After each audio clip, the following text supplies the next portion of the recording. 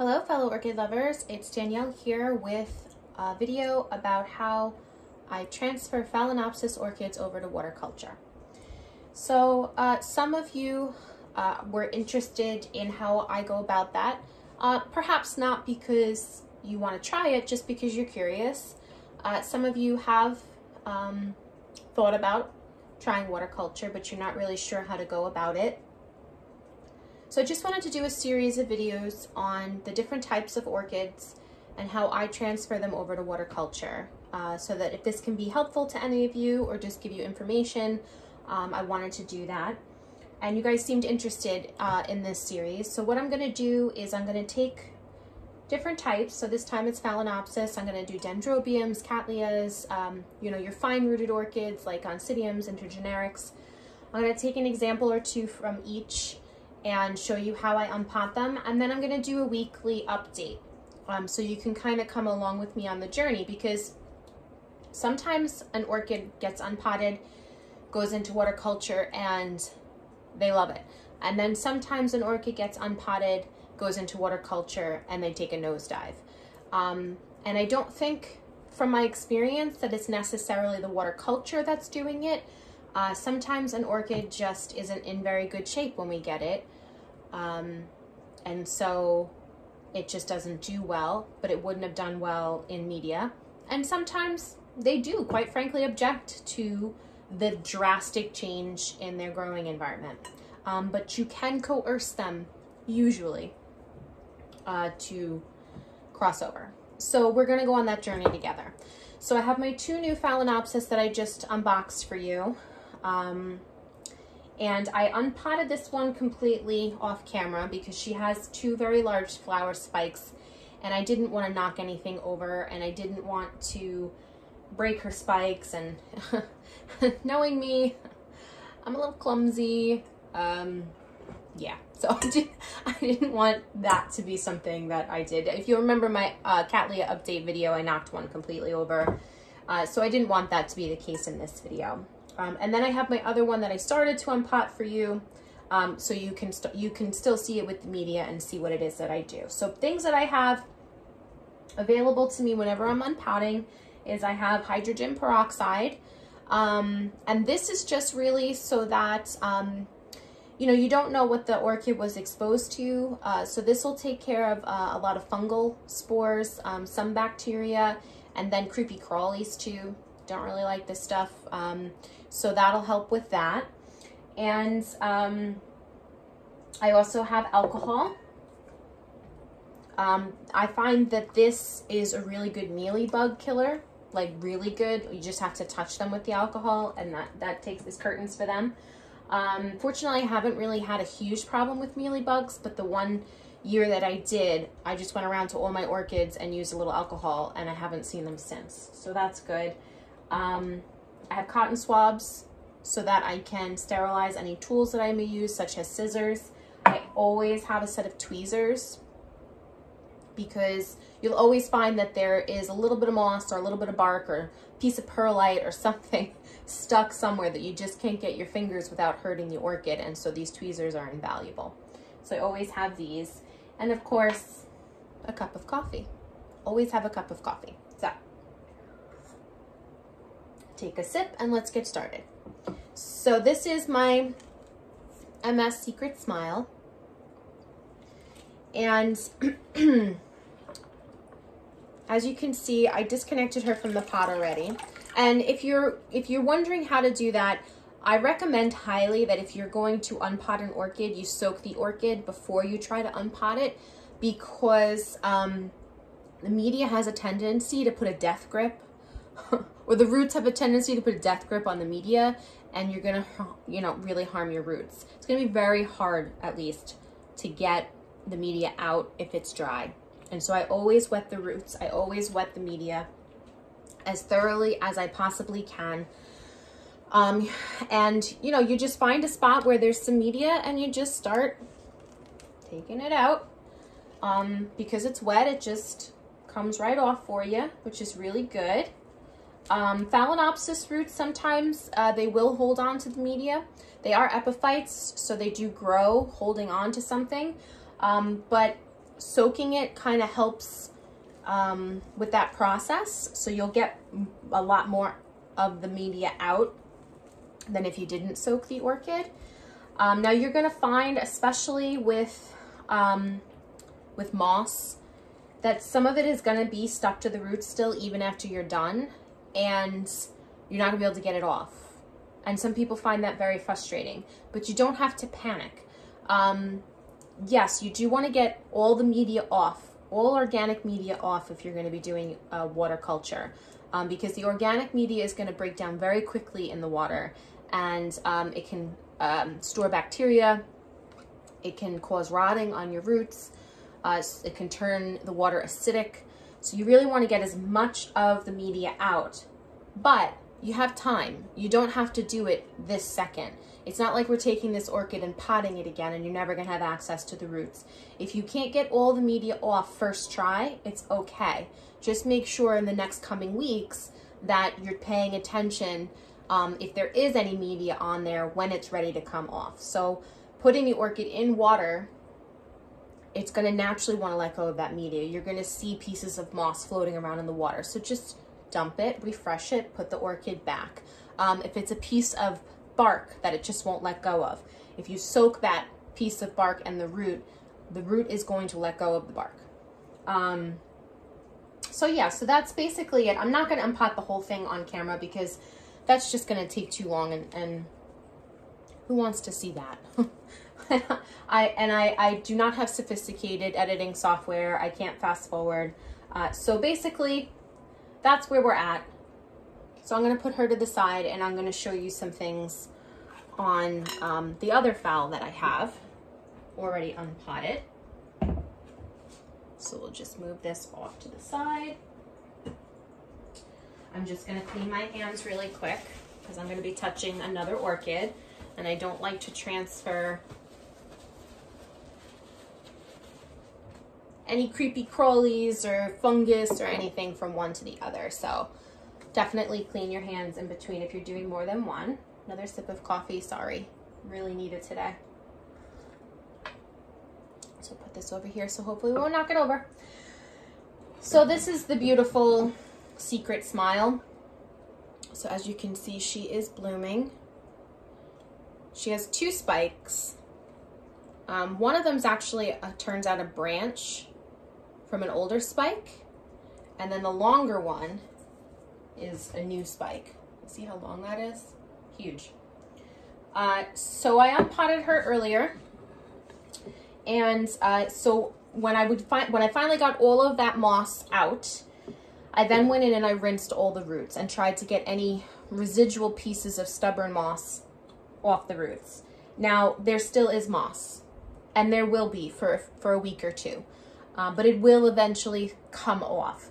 Again, you don't have to panic. Long-term organic media in the water is a bad idea. Short-term, it's not going to harm the orchid. So, you know, just over the next couple of weeks, pay attention and try to make sure that the water stays clean, and try to make sure that when you take the orchid out to refresh the water, you just try to take any residual media off the roots. So basically, you're just going to check the roots, and you're going to see if there are any roots that are smushy. So you see like this root right here, the end of that root, I hope it's focusing, and I'm sorry if it's not, but see the end of that root is all smushy and rotten. You don't want to put that in water. It's just going to get worse, and it's going to affect the other roots. Now, does that mean that you have to trim this entire root off? No, not at all. Actually, when I unpot an orchid, I try to trim as little off as possible, because sometimes an orchid does not appreciate being transferred to water culture, and it will dump some of its roots. Now, sometimes these roots that seem healthy are really extremely waterlogged, and I find this with Phalaenopsis that are grown in moss especially. Their roots don't do well once they're unpotted from the moss, and so they start to rot very quickly. Now that doesn't necessarily mean that the water culture caused them to die. It's just some orchids transferring from moss to water culture have trouble with that transition. And so some of the roots that are really dependent on being waterlogged all the time from that moss, they don't appreciate it, because I don't keep my orchids in a large amount of water. They need that airflow, that air circulation to make them really happy, and to make sure that your roots aren't rotting. So again, we're gonna go on that journey together. We're gonna see how she does. I've unpotted some Phalaenopsis, put them in water, and they've been absolutely spectacular. Loved it, put out new roots immediately, like it was, you know, the best thing that ever happened to them. And then some of them I put them in water culture, and they're like, what are you doing to me? I'm gonna show you. And they take a nosedive. Both ways, no big deal. You know, we just deal with what the plant, we can coerce it, basically. If it decides it doesn't like water culture, we can convert it. Don't worry about that. So we're gonna keep an eye on it together. But you don't wanna start the orchid off with rotting roots in the water, because that's just going to rot further, and it's going to cause other, you know, a bacteria buildup in the water, and other roots will start to rot. So you want, see, again, that's that little piece that's rotten. Just pinch it off. You see how it came off in my hand? So you throw that out, and you're just left with that root that's inside. So you're really just taking the rotten velamen off. If you find a rotten piece further up, just peel that little piece of rot off and leave the root alone. That's my advice to you. You don't have to do that. If you're worried about your roots rotting and you want to go crazy and cut stuff off, go for it. But I find that, you know, when I first started growing orchids in water culture, I went a little too crazy taking roots off that I thought were a problem. And then when the orchid went into her downward spiral, because a lot of the orchids that I purchased at first were not healthy, I had nothing left to hydrate the orchid because I had cut everything off. So generally, as a rule, whenever I convert an orchid to water culture, I do not take a lot of roots off at first. Even if a root seems doubtful, the water's going to tell me if it's a healthy root or not. If you put a root in water and it is healthy, it's going to be fine. If you put a root in water and it's not a healthy root, it's going to start rotting because of the saturation in water. Now, I don't do high levels, but it's still going to have its effect.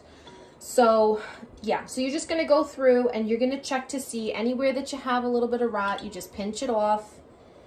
Anywhere that you have some moss, just try to take it off, you know, and go through and just make sure that you're cleaning the orchid up. Now, there's going to be spots in, you know, the stem that it's going to be really hard to get your fingers. That's where the tweezers come in really handy. You just go in and you can pull stuff out. You know, it can be a little tedious, for sure. And that's the reason why, you know, don't be fussed about getting it all out immediately. If you can't get it all out immediately, you know, do it again in a couple of days, do it again in, you know, in a week. Just make sure that eventually all that organic media is coming out so it doesn't hurt the orchid long term. Now, I do, like I said, spray the roots with hydrogen peroxide just to get rid of creepy crawlers and to get rid of fungus. And then I let the roots dry completely. So sometimes that takes 24 hours. In this kind of weather where it's really, really hot, yeah, 24 hours, the roots will be dry. Maybe sometimes less. If you're doing it in a cooler season where it's not as hot and the roots aren't as thirsty, that might take a little longer. But the reason that I do this step is because inevitably when you unpot an orchid, you do cause some damage to the roots. And if you take a fresh break, it's wet, right? And the orchid hasn't had a chance to callus over that wound. And so if you put that immediately right into water, the orchid has no barrier to protect the water from getting into the soft structures. If you let the roots dry out, the orchid then has the ability to kind of callus that wound over so that when you do put it in water, it has a way to block that water from getting into that wound. I don't have case studies to show you, scientific evidence. This is my evidence. My orchids are my evidence. It's something that I've observed over time. If I skip that step, if I skip the drying out, I have a tendency to lose a few more roots than if I do the drying out. Now, a little caveat to that is that especially orchids that are used to growing in moss, they're really not used to drying out. They're really used to having at least some type of humidity around them all the time. And so you're gonna watch this plant carefully. If you let it dry out too long, the roots could die. So you really don't want to unpot an orchid that's in moss and then go away for the weekend. And then when you come back, water it. If the roots, you know, were in bark or whatever, a Phalaenopsis drying out for a couple of days is not a big deal. They can handle that. But a brand new orchid that's just been unpotted and is used to a humid environment is going to take exception to that sometimes. And then you're going to have a problem with roots. You're going to lose some of your roots. Something else to keep in mind is that when you're growing in water culture, you know, you pick a vase, but that's going to kind of change over time. So right now she's in a really big vase. I don't typically grow my Phalaenopsis in such a large glass. I typically grow them in something this size. So you can see that's quite a bit smaller. But her roots haven't relaxed yet. So she's used to growing in a pot. Her roots are used to being, you know, in this circular, and, you know, they're not relaxed. And so I'm not going to jam her into something that's too small for her. She's a big phal, so she may never be able to be in this small of a vase. I do have a medium size, which is more than likely where she's going to end up living. But that's something like this. Although I could probably get her roots into this right now, I'm not going to try. I'm going to let her have a couple of days, probably even a week, of her roots relaxing, and the water will help the roots to relax. They just get more pliable with the water, and so they'll go into something a little smaller, a little easier. So again, you're going to want to pick something that cradles the orchid well. So you don't want to pick something that's so big that the orchid's like this, you know. That's not good. So you want to pick something that the orchid is cradled nicely, that there's no real pressure points, that the roots, there's not a lot of pressure on the roots, something that's kind of gently just holding the orchid up.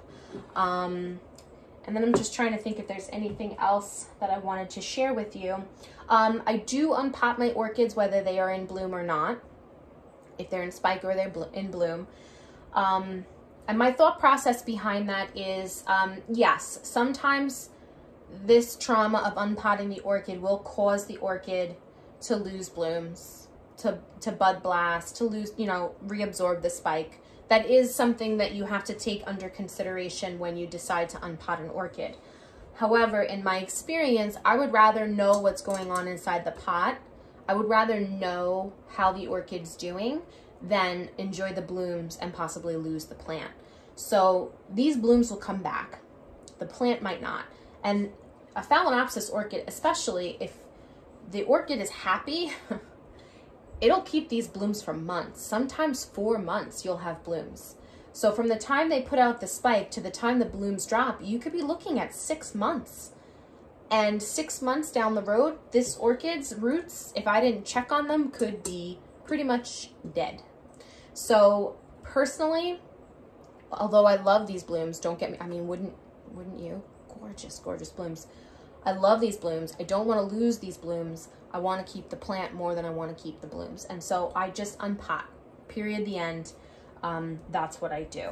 Now, if I found a horror story inside the pot, which I have quite frequently, and there were really not a lot of viable roots, one thing that you can do, let's say you unpot this and there's only a few viable roots. Like she has a pretty decent root system, it seems.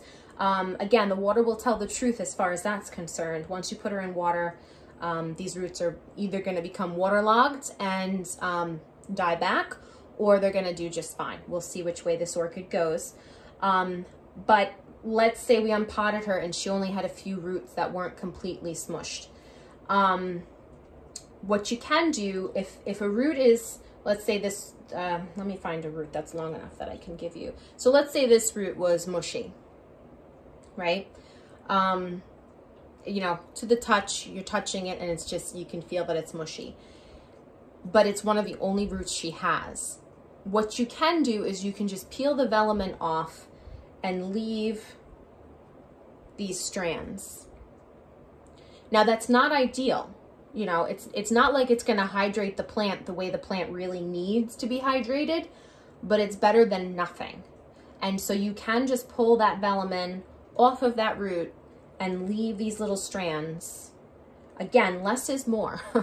Less water is good. Less trimming is good, especially because this is new plant to you. You don't know how they like to grow. You don't know what kind of temper they have, because some of them get pretty pissed off at you if you do anything to them. So you really want to get acquainted with your plant before you go cutting things off and removing things. Now, like I said, she has a pretty decent root system. So, you know, if she has a rot spot and I just wanted to cut it off, I could. But if she didn't have a decent root system, be very careful trimming stuff off, because once it's off, you can't put it back on. And you may wish you could. So my advice is don't go crazy cutting things off.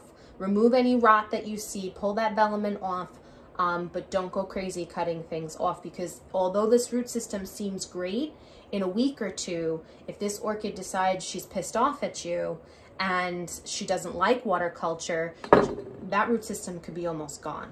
And then you're gonna regret taking roots off. So go slow, transfer slow. When you do decide to water the plant, especially at first, I don't keep my water levels high on my phals. My mini phals with the fine roots I do, because I found that mini phals with those fine roots that aren't chunky like these large phals are very thirsty. And if you put the water too low, they get dehydrated like that. So if you're converting a mini phal, keep that in mind. They need they're a little more thirsty than a regular Phalaenopsis. But I'm gonna dump this out, you know, because I do want her roots to grow. But I'm just gonna show you, to dry out, not grow. I'm just gonna show you how much water I would put in at first. So let's fast forward to tomorrow. The roots are dry, they're all silvery and gray. This is how much water I would give her. That's it.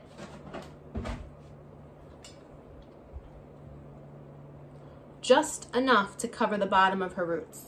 That's it. Legitimately, that's it.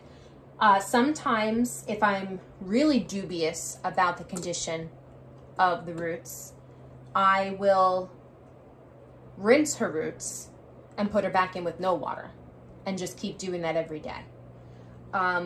Because again, you want to transfer slowly. You don't want to shock the orchid with something completely different. You want to slowly introduce them to the water. You want to slowly introduce, just like you would do with light. You wouldn't just stick her in a bright window if she was used to growing in a more shady spot. You would slowly move them closer to the window, which I learned that the hard way with my Telumnias. But anyways, that's another story that you're already aware of. So you just want to make sure that you're going slow with your orchids. Transition them slowly. Less is more. Again, keeping your eye on the roots, making sure they're not dehydrating, especially because this orchid grew in moss. She's used to a little more moisture. If you give them just that little bit of water and her leaves start to droop and they start to look leathery, or the roots start to look like, you know, they're really not getting enough water, you can give her a little more. But again, we're going to go through the next couple of weeks together. I'm going to show you an update every week on all the different types that I'm going to transfer for you, so you can see what an orchid typically does. Because I think the initial transfer part is not the part that you guys are asking me questions about. It's about, what do I do if this happens? What do I do when this happens? And it's a little later in the process that you guys have questions about. So I want to go through, you know, every week. I'm going to give you an update. How is this orchid doing? How is my Dendrobium doing that I transferred? How is my Cattleya doing that I transferred? So that we can go through it together and I can show you, okay, this happened. So if this happens, you can do this. So I hope that that was informative. I hope that I remembered everything. And if you have any additional questions, please certainly let me know. I am not claiming to be an expert, but I have been growing in water culture almost 4 years now. And I have been mainly successful. I've had my failures, but you know, I'm not an expert. I'm definitely not an expert. I don't know everything there is to know about orchids. I am continuously learning. So I will do my best to help you guys with any questions that you may have. But otherwise, I hope that you're having a great day, and I will see you all next time.